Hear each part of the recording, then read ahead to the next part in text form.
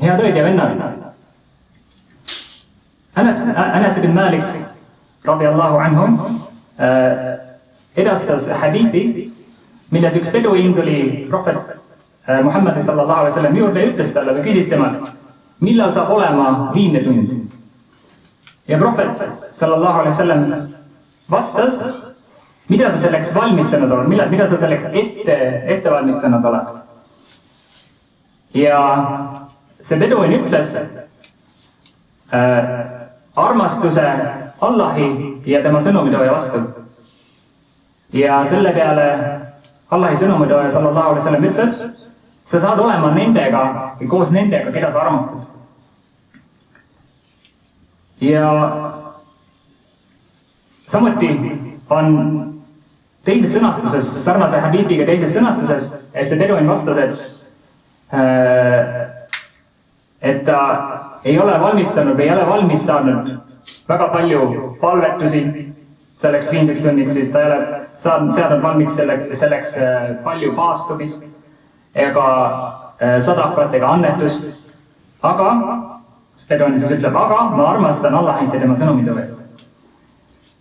Ja samuti lisas Anas ibn Malik radiyallahu anhu selle hadiidi kohta, et nemad, ta ütles, et me ei rõõmustanud pärast islamit rohkem ühegi prohveti sallallahu alaihi wasallam ütluse üle või pärast, kui see, et sa saad olema nendega, keda sa armastad, või sa saad olema sellega, keda sa armastad. Ja Anas ibn Malik ütles, et ja ma armastan Allahit ja ma armastan tema sõnumitoojaid ja ma armastan Abu Bakrit ja ma armastan Omarit. Nii et ma loodan olla nendega, koos nendega, isegi siis, kui minu teod ei ole nii, nagu nende teod olid. Ja see on tähtis, et kui me valime endale sõpru ja kellega me aega veedame, et me valiksime neid, kes on ka Jumalale lähedal, et nad aitaksid meid Jumalat teenida, et nad ei viiks meid kaugemale Jumalast. Ja samuti, mida võib sellest hadiidist õppida, et vahel inimesed küsivad küsimusi. Näiteks nii, nagu inimene küsib, et millal on eksam või millal see asi toimub, aga võib-olla see inimene ei ole isegi midagi selleks valmistanud, ette valmistanud, võib-olla ta ei ole selleks õppinud. Samamoodi ka siin, kuidas prohvet Muhammad sallallahu alaihi wasallam vastas küsimusele küsimusega, et millal on viimne päev, küsis mees beduin, aga prohvet sallallahu alaihi wasallam vastas, et mida sa selleks ette valmistanud oled. Ja sellepärast ongi hästi tähtis inimese teod selles elus. Ja see mõjutab ka seda, milline saab olema see viimne päev, mille pikkus, viimse päeva pikkus on 50 000 aastat, aga tõeliste usklike jaoks on see sama pikk, kui on Zuhuri ja Asari palve vahel, nii nagu prohvet Muhammad sallallahu alaihi wasallam selle kohta ütles.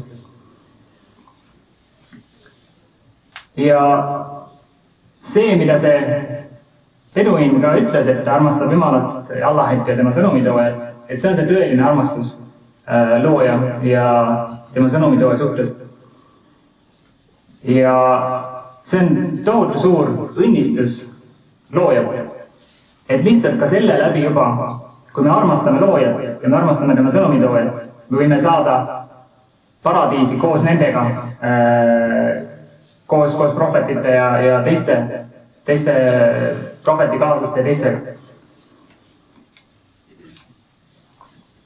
Nii et olgem hoolsad selle suhtes, keda me valime endale sõpradeks, kellega me veedame aega, sest me tahame ju, et selle tähendus ka tegelikult, et sa saad olema nendega koos, keda sa armastad ja sellega koos, keda sa armastad, tähendab ka seda, et ülestõusmispäeval sind tõstetakse surnust üles koos nende inimestega. Ja me ei taha, et me oleksime nendega, kes on võib-olla Allahist väga kaugel või kes võib-olla isegi vihkavad religiooni, kui sa oled nende juures, võib-olla nad ei taha, et sa näiteks üldsegi palvetaks või isegi meenutaks Jumala. Nii et oleme ettevaatlikud. Ja mis on see tõeline märk sellest, et inimene armastab kas Jumalat või siis Jumala sõnumitooja, Sest paljud inimesed võivad seda väita ja seda on hästi lihtne väita, iga moslem väidab seda, iga inimene võib väita, et ma armastan Jumala sõnumitooja sallallahu alaihi wasallam. Aga tõeline märk, mis tõesti viitab sellele või tõend selle kohta on see, kui inimene ka järgib siis Jumala juhiseid ja Allahi sõnumitooja sallallahu alaihi wasallam õpetusi.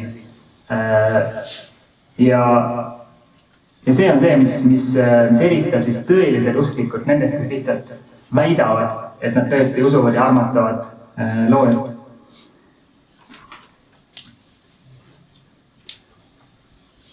Nii et ma palun Allah, et aitaks meid kõigil armastada seda viisil, mis on õige ja aitaks meid kõigil armastada ka Jumala sõnumitooja sallallahu alaihi wasallam, et me saaksime olema koos temaga nii ülestõusnud päeval kui ka paradiisis. Amin. أقول ما تسمعون واستغفر الله لي ولكم من كل ذنب تستغفروه إنه هو الغفور الرحيم.